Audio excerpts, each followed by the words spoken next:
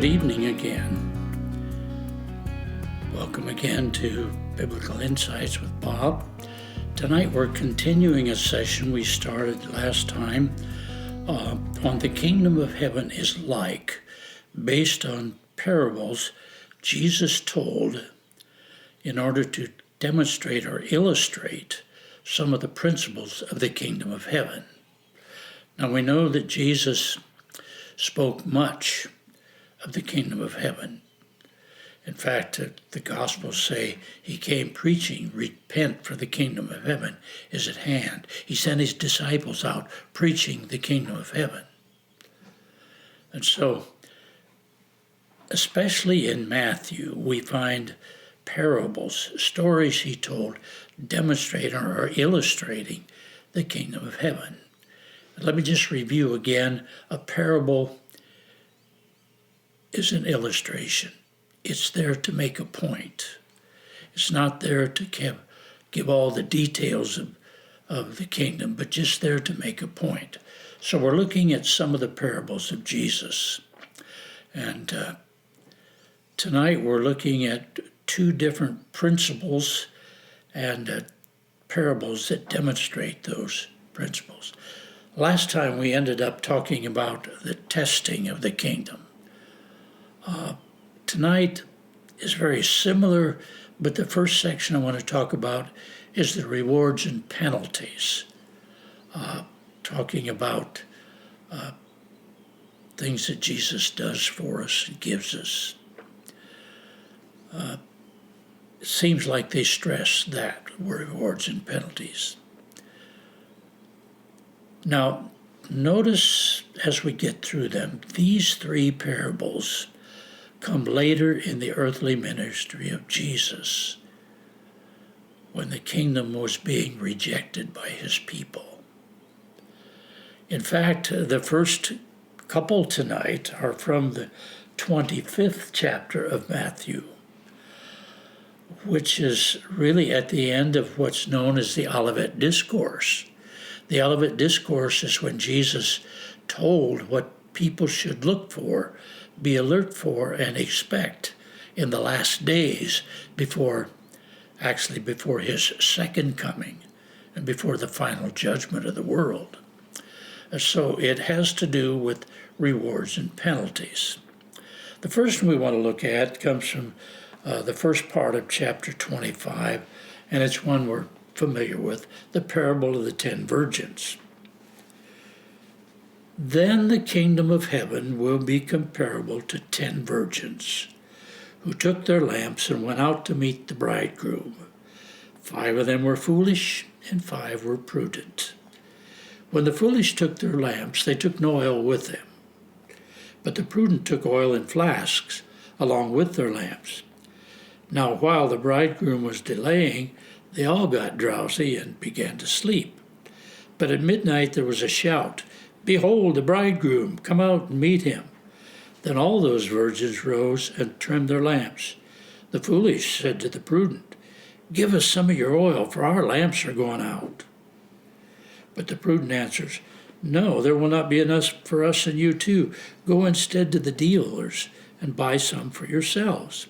And while they were going away to make the purchase, the bridegroom came. And those who were ready went in with him to the wedding feast, and the door was shut. Later the other virgins also came, saying, "Lord, Lord, open for us." But he answered, "Truly I say to you, I do not know you. Be on the alert then, for you do not know the day or the hour." I think the first words of that last verse are the key to this parable. Be on the alert then. This parable is all about being prepared. Again, the setting's very important. We mentioned it comes at the end of Jesus' ministry when he's talking about the second coming, the wedding feast, the end of days. He's already warned them about 2 shall be in the field, 1 shall be taken. All these warnings about the last days. And now he's given a final illustration. And he says, He also says in the very last part of the previous chapter, be on the alert, stay alert, be on the alert. So this is an instruction for us, because I believe we're living at least a lot further into those last days than these people to whom Jesus was talking. We can't let our guard down. We have to stay aware of what's going on around us. Oh, if that was ever true, it's got to be true today. I believe that we're observing many of the things Jesus spoke of in chapters 24 and 25. I'm not saying we're there. I don't know when he's coming back. But certainly we need to be alert. The foolish virgins, I think, represent those Christians who have religious emotions enough to kindle their lamps and make it glow, and it looks like true devotion. But really, in reality, it's little more than the blazing of their emotions and their inner feelings. While the wise represent those whose constant habit is devotion, whose grace is something they carry with them always, so that any moment the light of it might shine. Oh, it seems like that's so true these days. Is your light true? Are you prepared? Are you ready? Are you working? Is it real? It goes along with all these other parables we've talked about. Are you paying the price? Is the word permeating your life? Are you ready?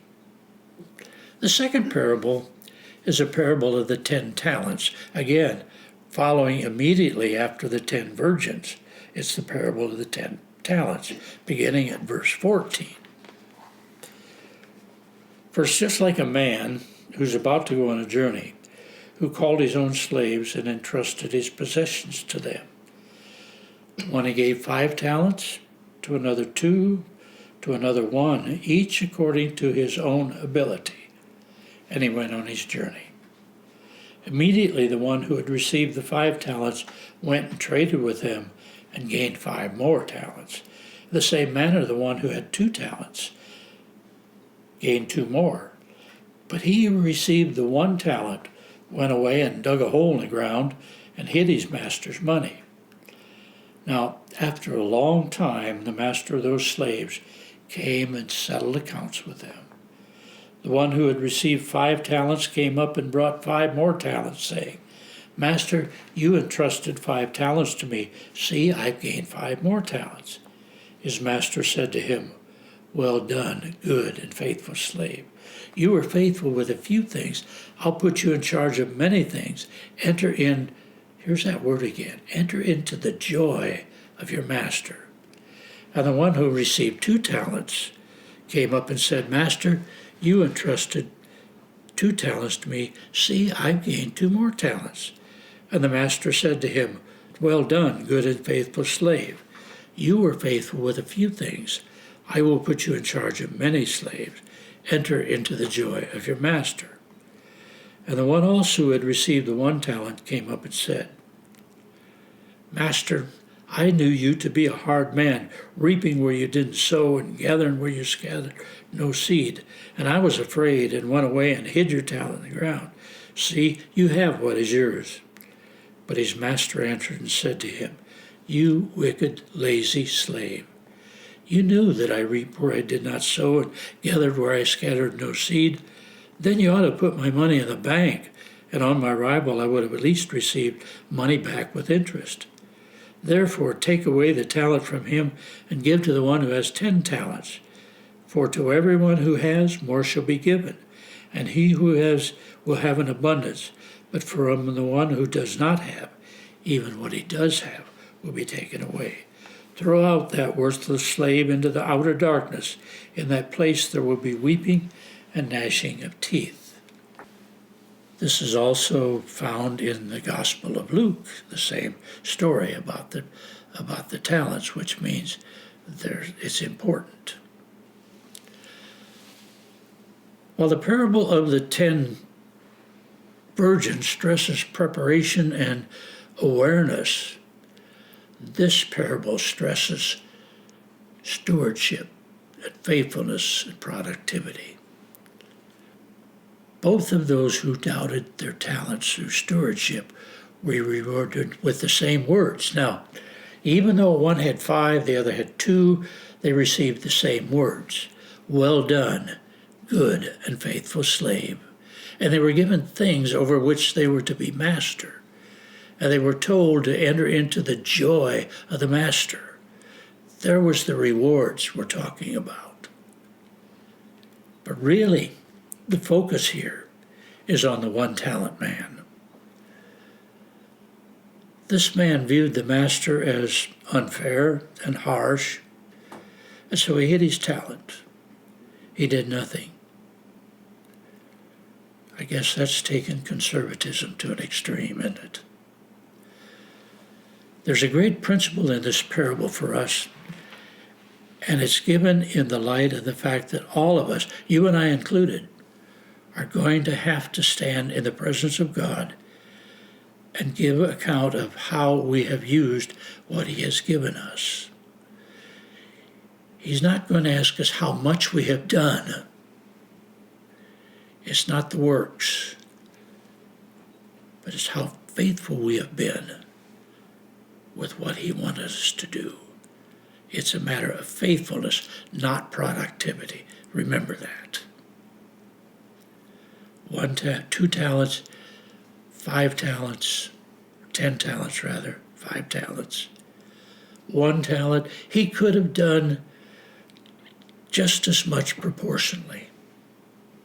But he was afraid, and he went and hid it. So someday we'll stand before Him, give an accounting of our faithfulness, of our stewardship. Not how much we have done, but how faithful we've been. Great lesson there. The final one is found in chapter 20 of Matthew, the final one of this particular section. Chapter 20. For the kingdom of heaven is like a landowner who went out early in the morning to hire laborers for his vineyard. When he agreed with the laborers for a denarius for the day, he sent them into his vineyard. Note that he agreed with the laborers for a denarius a day. Now, a denarius was a fair day's wage for that time. And he went on about the 3rd hour and saw others standing idle in the marketplace, and he said to those, "You also go into the vineyard, and whatever is right I'll give you." So they went. And he went on about the 9th hour and did the same thing. And about the 11th hour, he went out and found others standing around. And he said to them, "Why have you been standing here idle all day long?" They said to him, "Because no one hired us." He said to them, "You go into the vineyard too." When evening came, the owner of the vineyard said to his foreman, "Call the laborers and pay them their wages, beginning with the last group to the first." When those he hired about the 11th hour came, each one received a denarius.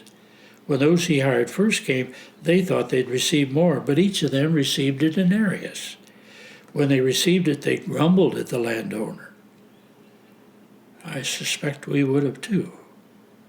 But they grumbled at the landowner, saying, "These last men have worked only 1 hour, and you made them equal to us, who have borne the burden and the scorching heat of the day."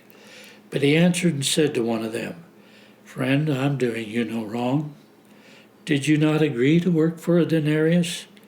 Take what is yours and go, but I wish to give this last man the same as to you. Is it not lawful for me to do what I wish with what is my own? Or is your eye envious because I'm generous?" And here again, the last verse wraps it up. For the last shall be first, and the first shall be last. I really like this last parable.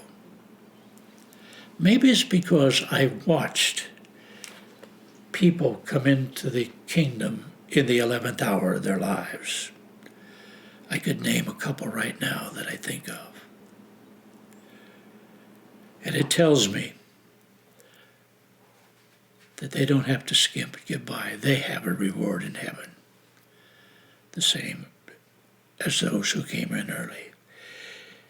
It also tells me that our rewards aren't based on how many good works we performed, but our response to his call in our lives. Sort of like the parable of the talents. But when we hear his call and respond, we will have our reward. I like that one. Now, the last section I want to look at is about the judgment. Now, remember, these have been told in the last part of his ministry. Those we just looked at were told in chapter 25. Now we go back to chapter 13, early in his ministry. I look at two more, talking about the judgment. Rather than speaking of individuals or groups of individuals or receiving or what we've done, he's speaking of the entire world, both of these parables. The judgment referred to in both cases refers to the final judgment. When we stand before the King of Kings, who indeed is the final judge. So Matthew 13, verse number 24. Jesus presented another parable to them, saying, "The kingdom of heaven may be compared to a man who sowed seed in his field." Notice how often he uses farming, because it was a rural nation. But while his men were sleeping, his enemy came and sowed tares among the wheat. But when the wheat sprouted and bore grain, then the tares also became evident. The slaves of the landowner came to him and said, "Sir, didn't you sow good seed in the field? How then is it that we have tares?" And he said to them, "An enemy has done this." The slave said to him, "Do you want us to go out and gather them up?" And he said, "No, for while you're gathering up the tares, you might uproot the wheat with them. Allow both to grow together until the harvest, and in the time of harvest I'll say to the reapers, first gather up the tares and bind them in bundles and burn them up, but gather the wheat into my barn."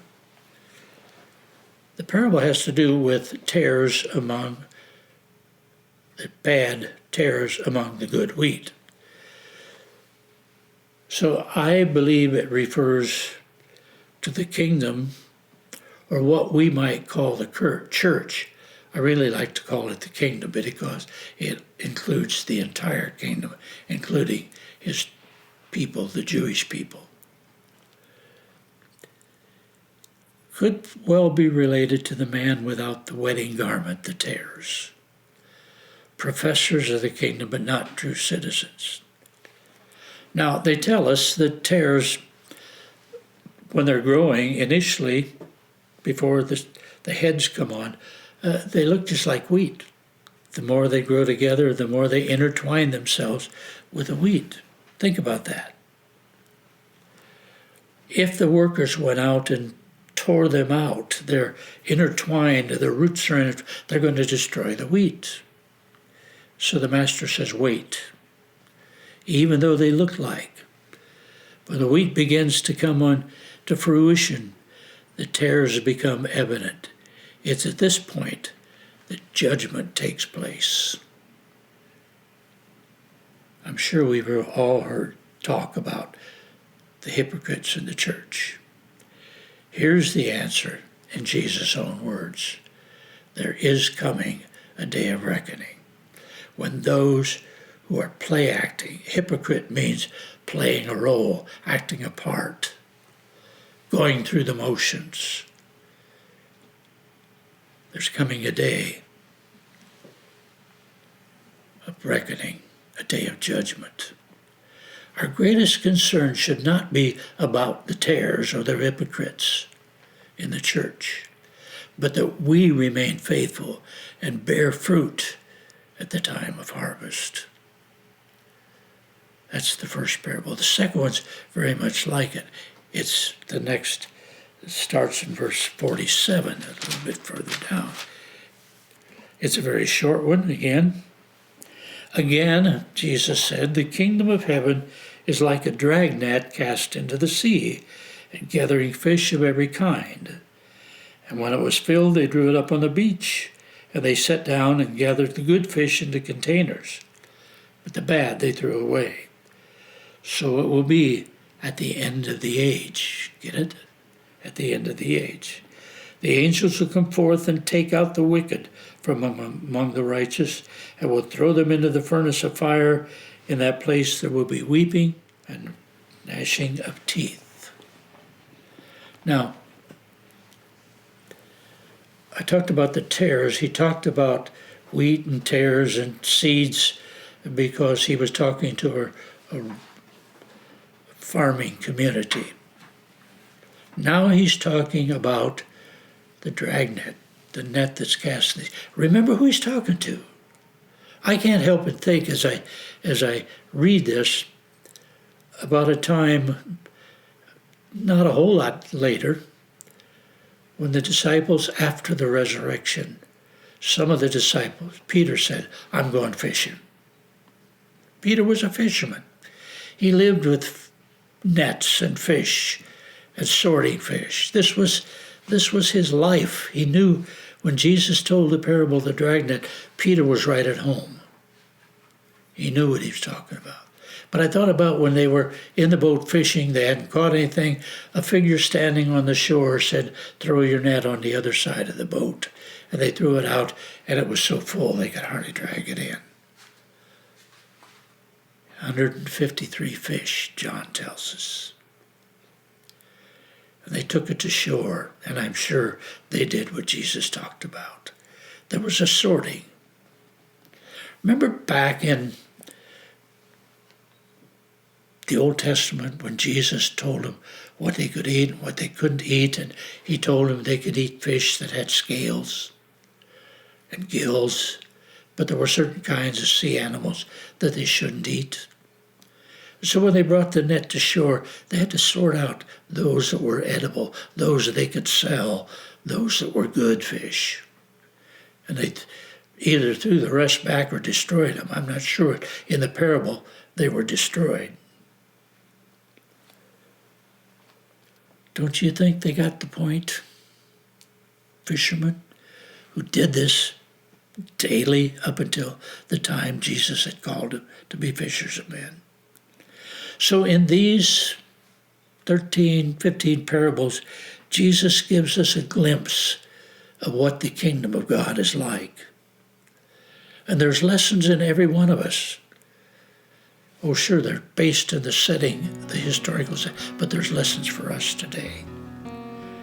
I hope as we thought about them, they challenge us to become faithful servants. Fruitful, growing, watching, loving members, true members of the kingdom of God. Thank you for joining us.